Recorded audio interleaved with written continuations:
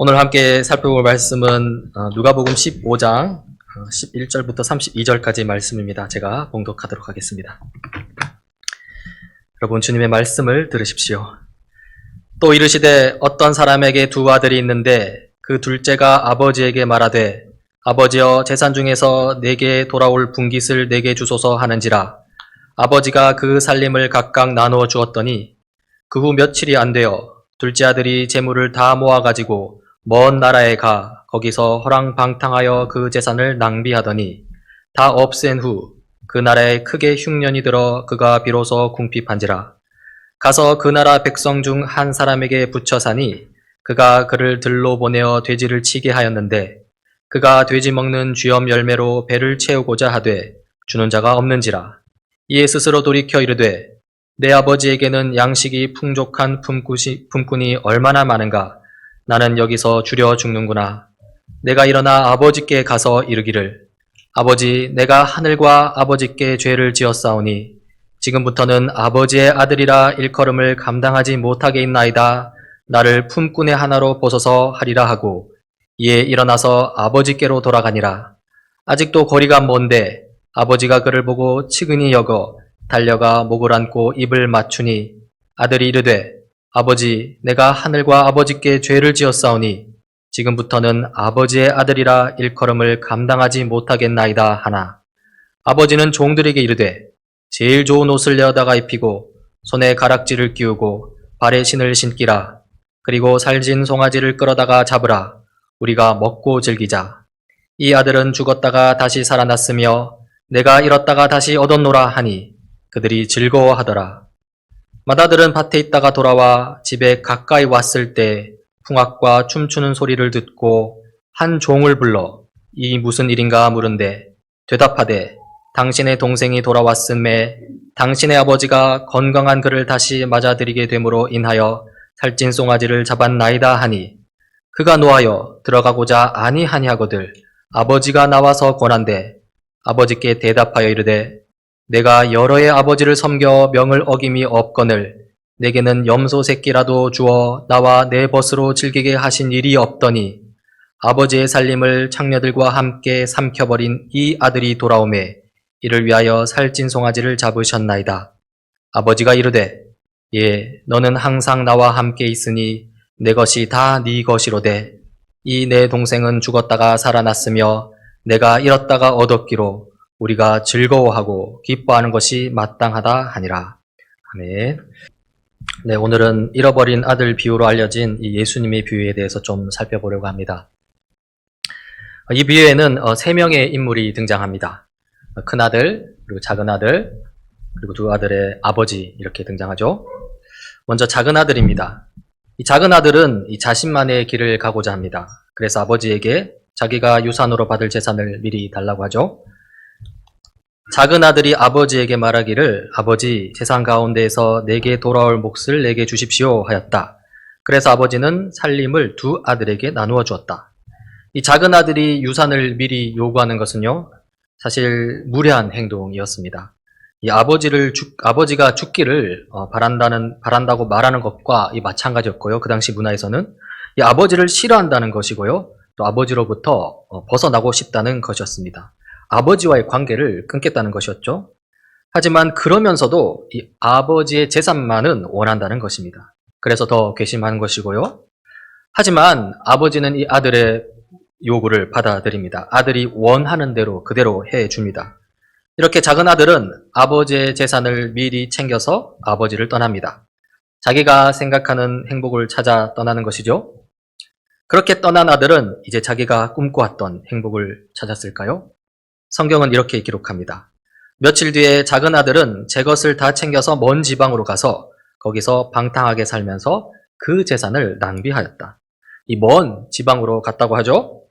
아버지로부터 멀리 벗어나고 싶었습니다. 그렇게 아버지의 영향력으로부터 떨어져서 자신의 뜻대로 살아보고자 했고요. 자기의 욕망대로 살고자 했고요. 그렇게 방탕하게 살았습니다. 그리고 그 결과는요, 가진 재산을 모두 낭비하는 것이었습니다. 성경은 이렇게 기록합니다. 그가 모든 것을 탕진했을 때 그 지방에 크게 흉년이 들어서 그는 아주 궁핍하게 되었다. 아주 궁핍하게 되었다고 합니다. 작은 아들이 재산을 탕진했을 때 하필이면 그때 그 지역에 흉년이 크게 들었습니다. 그래서 아주 먹고 살기 힘들게 되었습니다. 행복한 이 삶이 이제는 문제가 아니라요, 이제 생존이 가능한 삶마저 위협받게 되었습니다. 작은 아들로서는 물불 가릴 게 없습니다. 생존하기 위해서라면 뭐든지 해야 했습니다. 작은 아들이 무엇을 했는지 성경은 이렇게 기록합니다. 그래서 그는 그 지방의 주민 가운데 한 사람을 찾아가서 몸을 의탁하였다. 그 사람은 그를 들로 보내서 돼지를 치게 하였다. 이 작은 아들은 돼지 치는 일을 하게 됩니다. 유대 사회에서 돼지는 부정한 짐승입니다. 유대인은 돼지를 먹지도 키우지도 않습니다. 돼지는 이방인들의 먹거리일 뿐이죠. 이 작은 아들은 유대인인데요, 부정함을 상징하는 돼지, 그런 돼지 치는 일을 한다고 하는 건데요, 그것은 그에게 아주 불명예스러운 것이고요, 그가 구할 수 있는 일자리 가운데 가장 천한 일을 구했다고 볼 수 있습니다. 그런데 이 작은 아들의 치욕은 거기에 그치지 않습니다. 16절을 보십시오. 그는 돼지가 먹는 쥐염 열매라도 좀 먹고 배를 채우고 싶은 심정이었으나 그에게 먹을 것을 주는 사람이 없었다. 생존하기 위해서 이 돼지가 먹는 쥐염 열매라도 먹겠다는데요, 그것조차 쉽지 않습니다. 한마디로 돼지보다 못한 삶입니다. 게다가 작은 아들을 더 괴롭게 하는 것은요, 이 죽어가는 작은 아들에게 먹을 것을 주는 사람이 없었다는 것입니다. 배만 고픈 게 아니라요, 심적으로도 매우 외롭습니다. 이 처음에 작은 아들은요, 상당한 재산을 들고 그 지역으로 갔을 것입니다. 펑펑 쓰고 떵떵거리며 살았을 것입니다.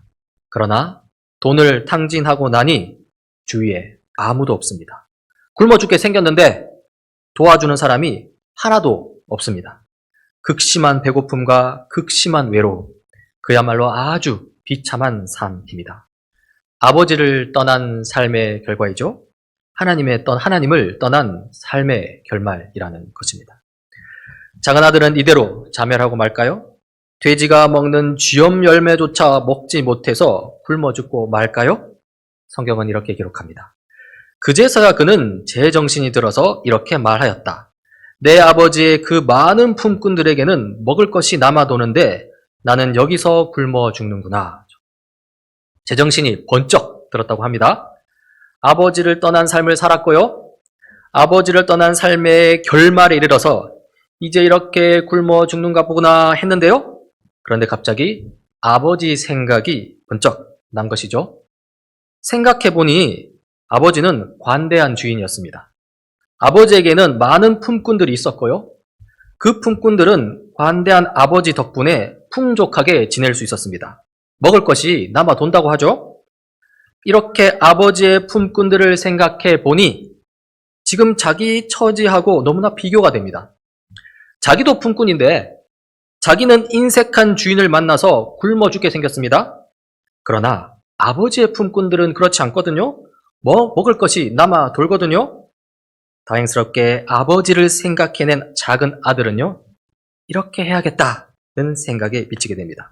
어떤 생각을 했는지 18절, 19절입니다.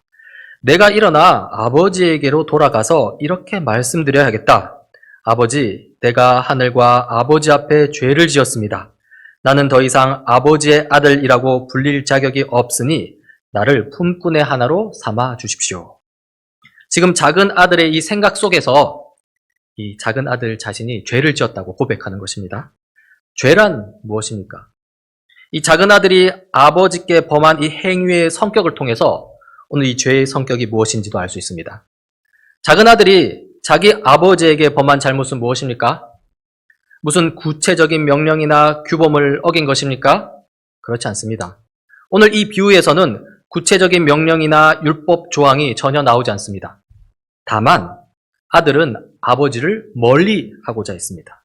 아버지의 재산만을 탐했고요, 그래서 아직 멀쩡히 살아있는 아버지를 두고서 유산을 나누어 달라고 했고요, 그 재산을 가지고 아버지를 떠나서 자기 멋대로 살았습니다. 이것이 바로 죄에 대한 정의입니다. 죄는요, 단순히 명령이나 율법을 어기는 것만이 아닙니다. 그 이면에 근본적인 동기가 있다는 것이죠. 그것은 바로 하나님을 무시하는 것입니다. 멀쩡히 살아있는 아버지를 두고서 유산을 달라고 하면서요, 그렇게 아버지를 무시하는 것이고요. 또 하늘에 계신 하나님이라서 모든 것을 통치하시는 분이신데도 불구하고요, 그 통치를 거부하면서 자기 마음대로 살려고 하는 것입니다. 하나님을 무시하는 것이죠. 이렇게 아버지를 무시하고 하나님을 무시했으니 작은 아들로서는 도저히 이제 자기더러 아들 대접해 달라는 말을 못하는 것입니다. 더 이상 아버지의 아들이라고 불릴 자격이 없다고 하고요. 그래서 자기를 품꾼 중에 하나로 고용해 달라 해야겠다, 이렇게 생각하는 것이죠. 자, 작은 아들의 생각이 거기까지 미쳤습니다. 그리고 생각에만 그치지 않았고요, 실제로 행동합니다. 다시 아버지께로 돌아가는 것이죠. 20절입니다. 그는 일어나서 아버지에게로 갔다. 앞서 죄에 대해서 살폈는데요. 이와 반대로 진정한 회개가 나오는 것이죠. 진정한 회개는요, 하나님께로 돌아가는 것입니다. 자기 죄를 깨닫고 거기서 돌아서서 다시 하나님께로 향하는 것이죠. 이런 면에서 지금 작은 아들은 진정한 회개의 길을 걷고 있는 것입니다. 이렇게 작은 아들은 아버지를 향해 가고 있는데요. 아버지를 향해 걸어가는 그 아들의 마음은 어떠했을까요? 면목이 없었겠죠. 힘찬 걸음이 아닙니다. 아버지 뵐 용기가 안 납니다. 그래서 터덜터덜 걷는 걸음입니다. 자기가 아버지께 한 짓을 생각하면 그냥 되돌아갔으면 좋겠다 싶었을 것입니다. 하지만요, 굶어 죽느니 뭐라도 한번 해보자 하는 마음이었고요. 아버지께서 뭐 쫓아내신다 하면 내가 할 말이 뭐가 있나? 원래 내 어리석은 인생이 이끌었던 대로 그냥 굶어 죽자, 이런 마음이었을 것입니다. 그리고 힘없이 걷는 걸음 끝에 저 멀리 고향이 보입니다. 20절 후반부입니다. 그는 일어나서 아버지에게로 갔다. 그가 아직도 먼 거리에 있는데 그의 아버지가 그를 보고 측은히 여겨서 달려가 그의 목을 껴안고 입을 맞추었다. 이 작은 아들이 전혀 기대하지 못했던 반응입니다. 아직 이 고향집에 이르지도 않았습니다. 그러나 아버지는 간절한 마음으로 아들을 기다린 모양입니다. 멀리서 아들 비스무리한 형체만 보고도 아들임을 대번에 알아차렸습니다. 심하게 여인 아들의 모습에 아버지는 마음이 아팠습니다. 아버지는 서서 기다리지 않습니다. 그렇다고 걷지도 않습니다. 힘껏 달려나갑니다. 힘껏 부둥켜 안고요, 그토록 보고 싶었던 아들의 얼굴을 두 손으로 만져봅니다. 그리고 힘껏 입을 맞춥니다. 아버지의 열렬한 환대, 이해할 수 없는 무한한 사랑에 이 아들은 더욱더 죄송스럽습니다. 자신의 처지를 아는 이 아들은 겸손한 마음입니다. 아버지의 환대, 아버지의 사랑을 받을 자격이 없음을 압니다. 그리하여 겸손하게 이렇게 말합니다. 아들이 아버지에게 말하였다. 아버지, 내가 하늘과 아버지 앞에 죄를 지었습니다. 이제부터 나는 아버지의 아들이라고 불릴 자격이 없습니다. 이 아들 자격이 없다고 고하는 이 아들의 말을 이 아버지는 분명하게 들었습니다. 그러나 아버지는 아들의 이 말을 무시합니다. 자신을 무시한 아들처럼 아버지도 아들을 무시합니다. 그러나 그 무시의 방향은, 성격은 완전히 다릅니다. 아들은 미워하는 마음으로 아버지를 무시했는데 아버지는 사랑하는 마음으로 아들의 말을 무시합니다. 미움을 사랑으로 갚는 하나님 아버지의 마음이죠. 아버지는 종들에게 명합니다. 그러나 아버지는 종들에게 말하였다. 어서 가장 좋은 옷을 꺼내서 그에게 입히고 손에 반지를 끼우고 발에 신을 신겨라. 그리고 살찐 송아지를 끌어다가 잡아라. 우리가 먹고 즐기자. 나의 이 아들은 죽었다가 살아났고 내가 잃었다가 되찾았다. 그래서 그들은 잔치를 벌였다. 이 좋은 옷과 반지는 아들 자격이 회복되었음을 의미합니다. 맨발에 신긴 새 신발은 이 극도로 가난하고 비참한 상태로부터 아들이 온전히 회복되었음을 의미합니다. 살찐 송아지도 잡았다고 했는데요. 유대인들은 이 1년에 한 번 대속죄일과 같은 이 중요한 절기에 살찐 송아지를 잡았습니다. 그러니까 이 아들을 되찾는 이 날이 매우 특별한 날이라는 것이죠. 이렇게 아버지는 아들을 위해 잔치를 벌입니다. 하나님 나라 잔치입니다. 기쁨이 넘치고 즐거움이 넘치는 잔치입니다. 모든 것이 잘된 것처럼 보입니다. 그런데요, 한 사람은 그렇지 않습니다. 큰 아들입니다. 25절입니다. 그런데 큰 아들이 밭에 있다가 돌아오는데 집에 가까이 이르렀을 때 음악 소리와 춤추면서 노는 소리를 듣고 종 하나를 불러서 무슨 일인지를 물어보았다. 이 큰 아들은 지금 어리둥절합니다. 이게 무슨 일인가 싶습니다. 그래서 종에게 물어보니 종이 대답합니다. 종이 그에게 말하였다. 아우님이 집에 돌아왔습니다. 건강한 몸으로 돌아온 것을 반겨서 주인 어른께서 살찐 송아지를 잡으셨습니다. 이 특별한 날에만 잡는 송아지입니다. 도대체 무슨 일이길래 특별한 날인 양 잔치를 벌이나 했더니 이 작은 아들이 돌아왔다는 것입니다. 큰아들은 기분이 좋지 않았습니다. 아버지를 무시하고 떠난 아들입니다. 자기 몫을 이미 다 챙겨서 떠났던 그 아들입니다. 그리고는 다 탕진했습니다. 이 집에 작은 아들의 몫은 더 이상 없습니다. 그런데 어디 뻔뻔하게 들어와 앉아서 그 살찐 송아지를 뜯고 있냔 말입니다. 게다가 큰 아들 본인은 지금까지 밭에서 일하다 들어왔는데 말입니다.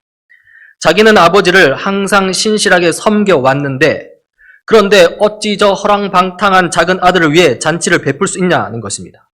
화가 납니다. 28절입니다. 큰아들은 화가 나서 집으로 들어가려고 하지 않았다. 아버지가 나와서 그를 달랬다. 큰아들은 화가 단단히 났고요. 집 안으로 들어가려고 하지 않습니다. 작은 아들을 위한 축하 잔치에 참여하지 않겠다는 것이죠. 그런데 큰아들의 행동이 좀 과합니다. 큰아들들이 잔치에 참여토록 하기 위해서 아버지가 손수 집 바깥으로 나옵니다. 아버지가 바깥으로 나와야 할 정도로 사실 고집을 피우고 있는 것이죠. 이런 모습은 큰아들이 아버지를 존귀하게 여기고 있는지 의심이 들게 만드는 장면입니다. 뿐만 아닙니다. 아버지가 아들을 달랬다고 하는데요. 이 헬라어 원어로 보자면요. 그냥 한 번 권유하고 마친 게 아닙니다. 반복해서 재차 설득하려고 애를 썼다는 의미입니다. 이 정도면 큰 아들은 아버지를 무시하는 셈입니다. 29절 30절입니다. 그러나 그는 아버지에게 대답하였다. 나는 이렇게 여러 해를 두고 당신을 섬기고 있고 당신의 명령을 한 번도 어긴 일이 없는데 나에게는 친구들과 함께 즐기라고 염소 새끼 한 마리도 주신 일이 없습니다. 그런데 창녀들과 어울려서 당신의 재산을 다 삼켜버린 이 아들이 오니까 그를 위해서는 살찐 송아지를 잡으셨습니다. 이 큰아들이 아버지에게 이제 항의를 하는 장면이죠. 한글 성경에는 아버지라고 번역되어 있지만요. 헬라어 원문에는 당신이라고 적혀 있습니다. 큰아들은 지금 아버지를 아버지라고 부르지 않고 있다는 것입니다. 당신이라고 부르고 있습니다. 화가 많이 난 것이죠. 뿐만 아닙니다. 아버지를 향한 큰아들의 항의, 그 항의에 나타나는 큰아들 본인에 대한 이 인식은요. 아들이 아니라 그냥 종입니다. 큰아들의 입에서 나오는 그 말에는요. 부자 간의 사랑의 관계는 없습니다. 주인과 종의 이해관계만 존재할 뿐입니다. 이만큼 했는데 왜 이만큼 안 해주냐는 것입니다. 그러니까 이 큰아들은 스스로를 아들이 아니라 지금 종 취급하고 있다는 것이죠. 그러면서 이 큰아들은요. 아버지를요. 자비로운 아버지는커녕 그냥 불공정한 주인 취급하는 것입니다. 이 지점에서요.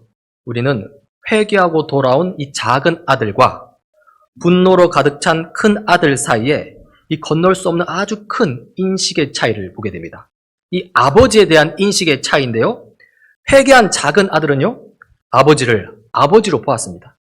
아버지는 여전히 아버지로서 변함없이 신실하게 그 자리에 계셨다는 것입니다. 단지 문제는 작은 아들 본인한테 있었고요. 그래서 스스로를 아들이라 불릴 자격이 없다고 고백했습니다. 뿐만 아니라요. 작은 아들은 아버지를 관대한 주인으로 제대로 보았습니다. 인색한 주인 아래에서 굶어 죽게 되니 그제야 이 아버지가 얼마나 좋은 주인이었는지 깨닫게 된 것이죠. 아버지의 품꾼들이 얼마나 좋은 대접을 받았는지 그제야 눈에 들어온 것입니다. 하지만요. 화로 가득 찬 큰 아들은요. 아버지를 아버지라 부르지 않습니다. 당신이라고 부르고 있죠. 그러면서 스스로를 종 취급하고 있습니다. 자기 입으로 아버지라 부르지 않으니 스스로를 아들이 아니라고 하는 셈이고요. 그럴 것이면 이 큰 아들의 자기 정체성은 아들이 아니라 그냥 종입니다. 스스로를 그렇게 규정하고 있는 것이죠. 그런데요, 이 큰 아들의 눈에는요, 이 아버지가 아버지 되지 못할 뿐더러 좋은 주인도 되지 못합니다. 불공정하다는 것이죠. 불의한 주인이라는 것이죠. 아버지에 대한 인식, 하나님에 대한 인식이 완전히 뒤틀렸습니다.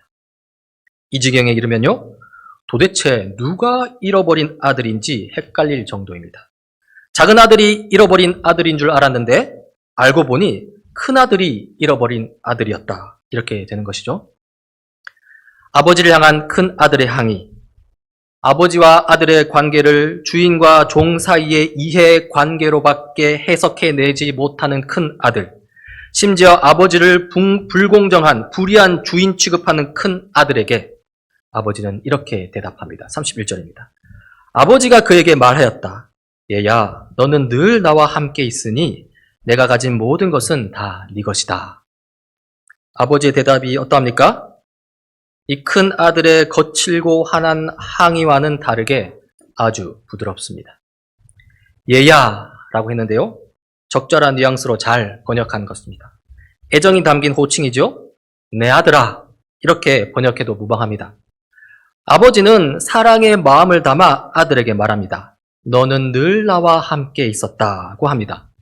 큰아들이 충성스러웠다는 것을 인정해주고요, 큰아들이 아버지 마음속 특별한 자리를 차지하고 있다는 것을 말해주는 것입니다. 사실 칭찬하고 있는 것이죠. 뿐만 아닙니다. 아버지는 큰아들에게 내가 가진 모든 것이 다 너의 것이다 하고 말합니다. 아버지를 불공정한 주인 취급하는 큰아들입니다. 그러나 아버지는 여전히 아버지로 존재합니다.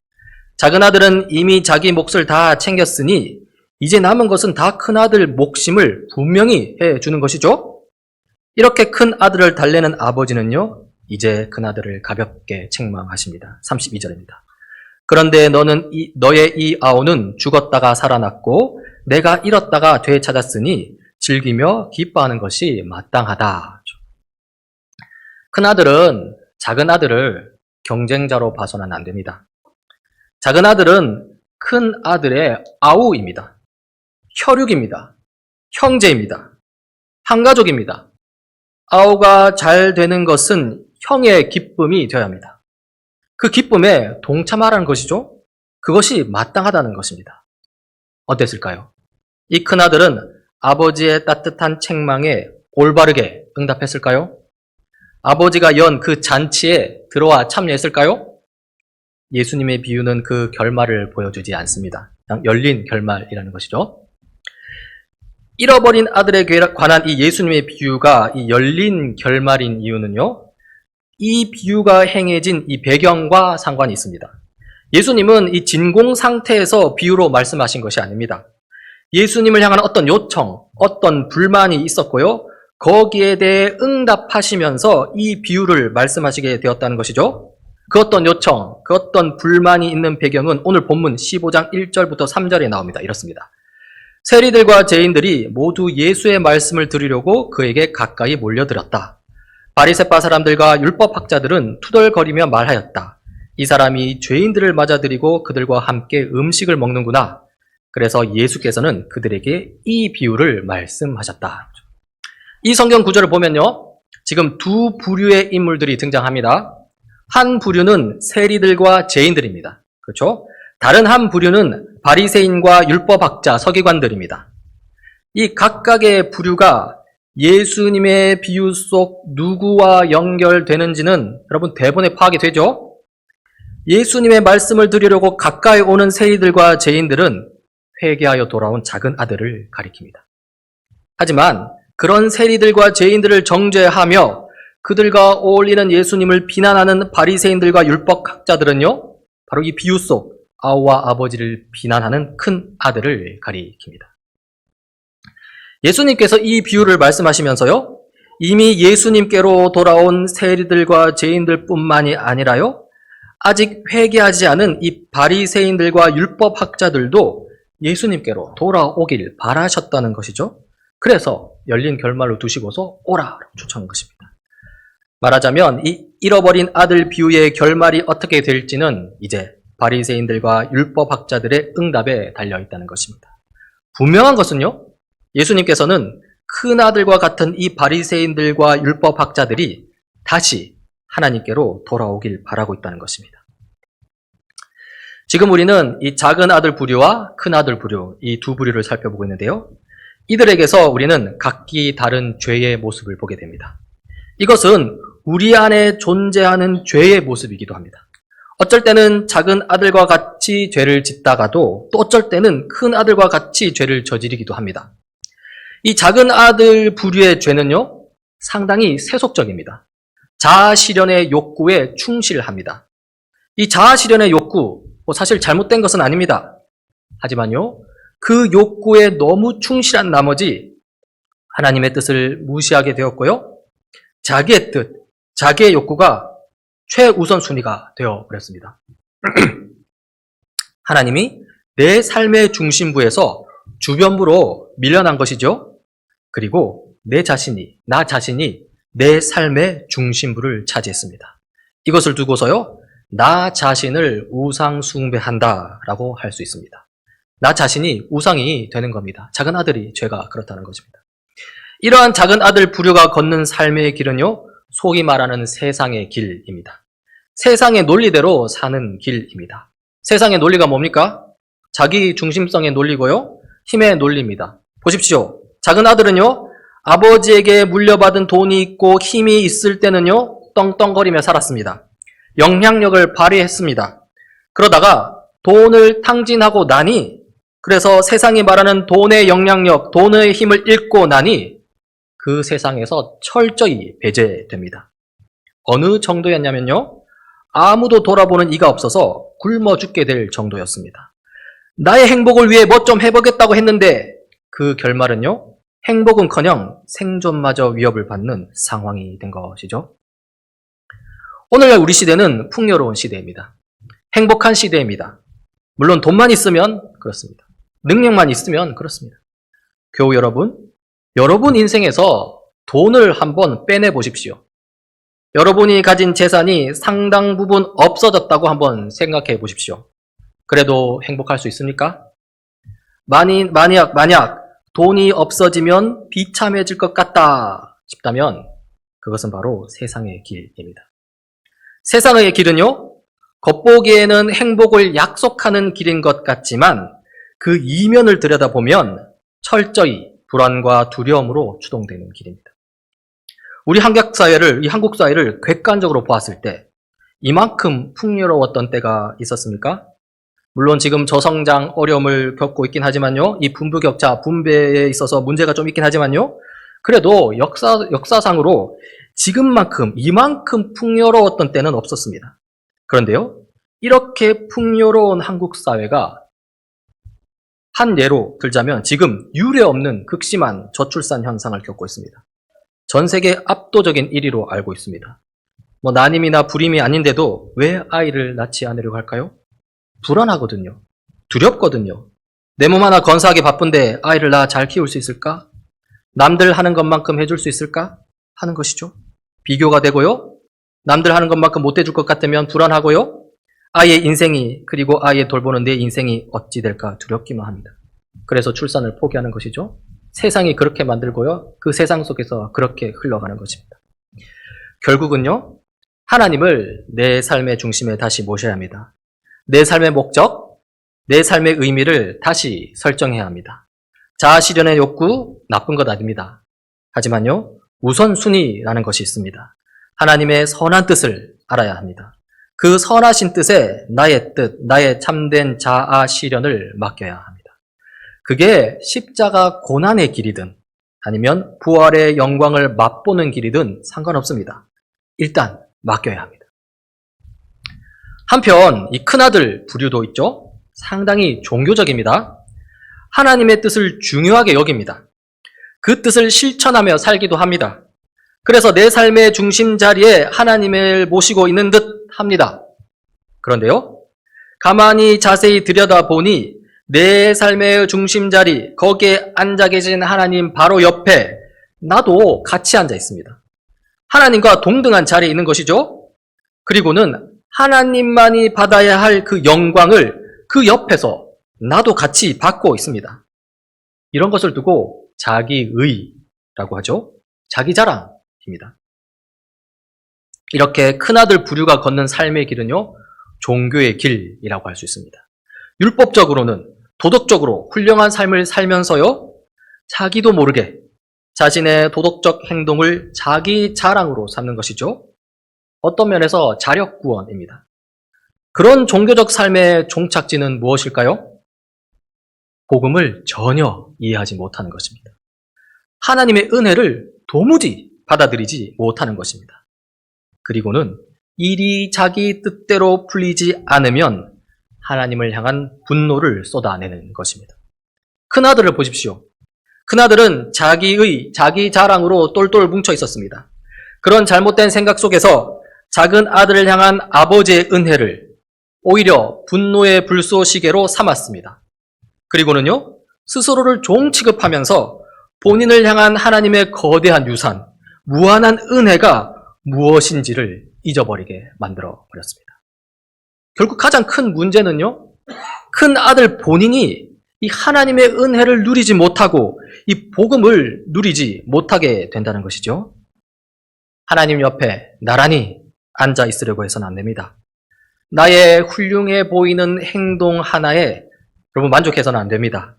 그런 생각이 들 때마다 하나님 옆자리에서 내려와서 하나님 앞에 무릎 꿇어야 합니다. 그 훌륭해 보이는 나의 행동조차 하나님께서 내게 은혜 베푸셔서 가능하게 되었음을 인정해야 합니다. 지금까지 우리는 이 두 부류의 죄에 대해서 살펴보았습니다. 이런 부류의 죄에 대해서 항상 경계해야 합니다.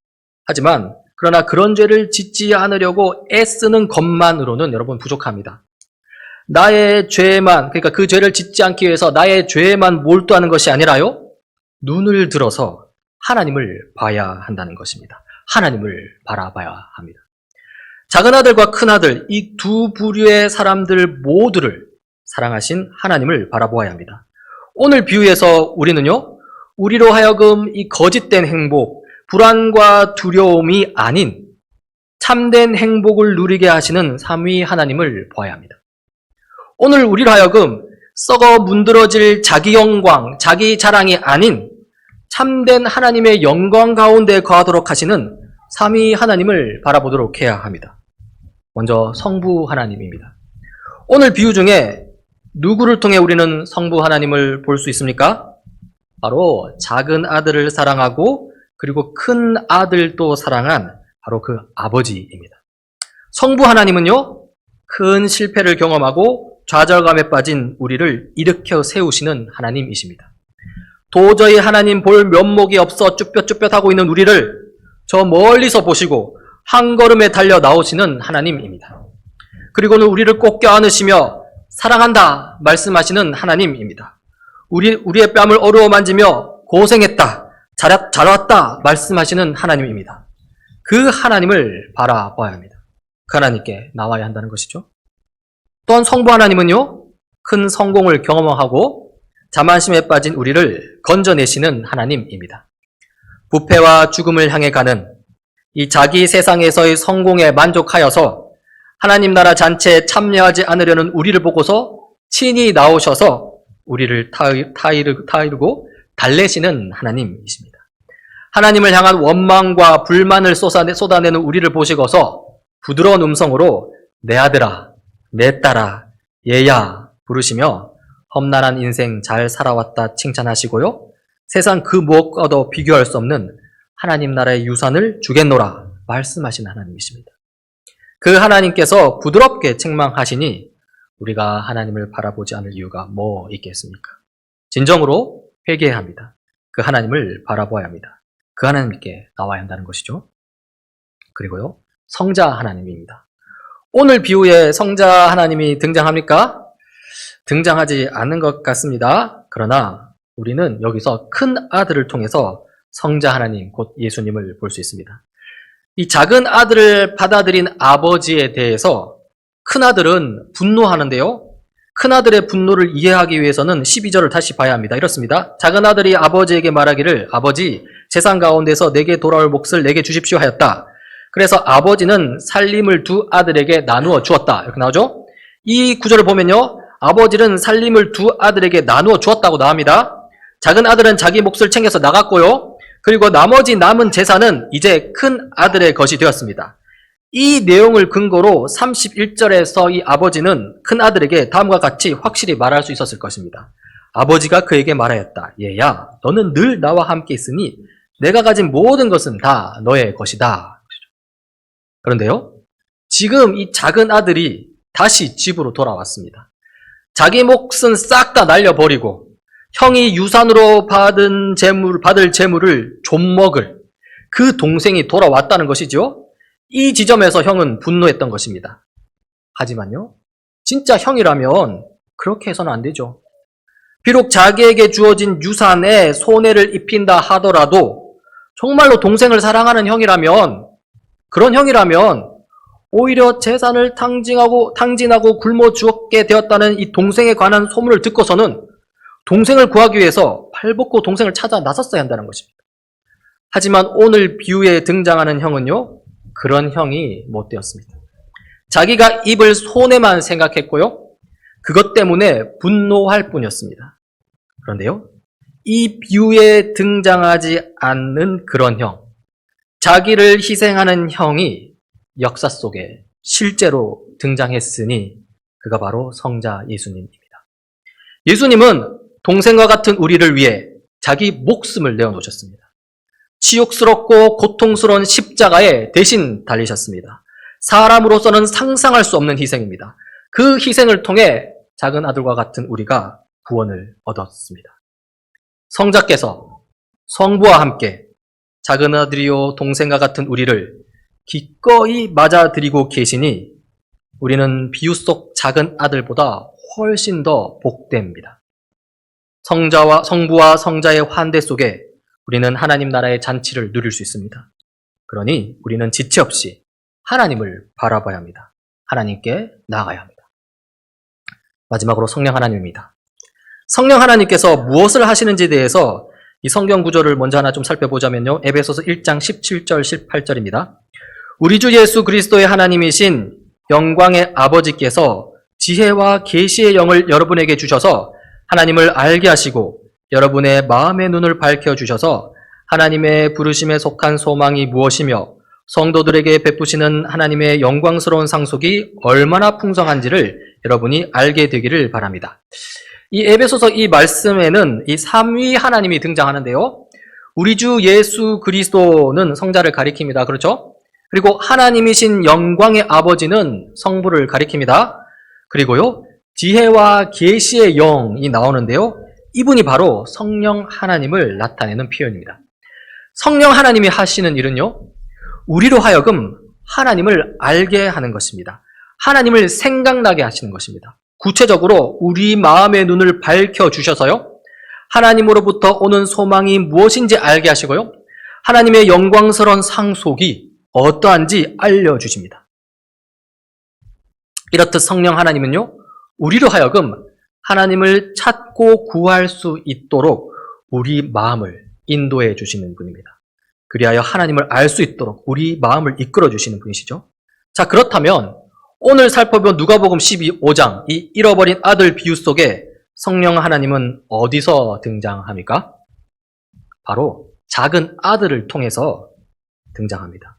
우리는 그 작은 아들을 통해서 성령 하나님의 일하심을 볼 수 있습니다. 누가복음 15장 17절입니다. 그제서야 그는 제정신이 들어서 이렇게 말하였다. 내 아버지의 그 많은 품꾼들에게는 먹을 것이 남아도는데 나는 여기서 굶어 죽는구나. 지금 이때 말한 건 작은 아들이 지금 깊은 타락 가운데 빠진 상태입니다. 그렇죠? 죽음을 향해 질주를 하고 있는 상태입니다. 그런데 그 순간에 갑작스럽게 작은 아들은 번쩍 제정신이 들었고요. 그리고 아버지 곧 성부 하나님을 생각해냈습니다. 하나님 아버지의 관대하심을 생각해냈습니다. 작은 아들이 스스로 생각해낸 것일까요? 작은 아들이 스스로 번쩍 제정신이 들게 된 것일까요? 저는 이 지점에서 성령 하나님의 일하심을 말하고 싶습니다. 성령 하나님께서 작은 아들의 마음의 눈을 밝히셨다고 봅니다. 그리하여 하나님의 부르심에 속한 소망을 향하여 한 걸음, 부족하나마 한 걸음 내딛게 하셨다고 믿습니다. 그리하여 하나님의 영광스러운 상속을 향해 또 한 걸음 내딛게 하셨다고 믿습니다. 여전히 부족한 걸음이겠지만요. 그러나 성령 하나님으로 인해 작은 아들 가운데서 시작된 이 믿음의 여정은요. 결국에는 작은 아들로 하여금 실제와 같은 소망, 그리고 풍요로운 상속으로 이끌 것입니다. 오늘 잃어버린 아들 비유가 그 이야기를 들려주는 것이죠. 여러분, 우리도 마찬가지입니다. 오늘 성령 하나님께서 우리를 이 예배의 자리로 인도하셨습니다. 그러하니 성부 하나님의 무한한 자비하심과 성자 예수님의 은혜로운 희생과 성령 하나님의 인도하심 가운데 거하시길 바랍니다. 그 삼위 하나님께 애워싸여 삼위 하나님께서 전방위적으로 베푸시는 그 사랑을 누리시길 바랍니다. 하나님 안에 거하는 한 우리는 안전합니다. 기도하시겠습니다. 사랑이 많으신 하나님 아버지, 우리가 실패 가운데 자기 연민에 빠질 때 그때 삼위 하나님께서 우리를 애워싸고 계심을 봅니다. 우리가 성공적 삶 가운데 자만심에 넘어질 때 그때도 삼위 하나님께서 우리를 애워싸고 계심을 봅니다. 삼위 하나님께 둘러싸인 우리는 안전합니다. 주님 다시 오시는 그날까지 믿음 끝까지 지켜 그리스도인답게 살아낼 수 있도록 붙들어 주옵소서. 우리 구주 되신 예수님 이름으로 기도드립니다. 아멘.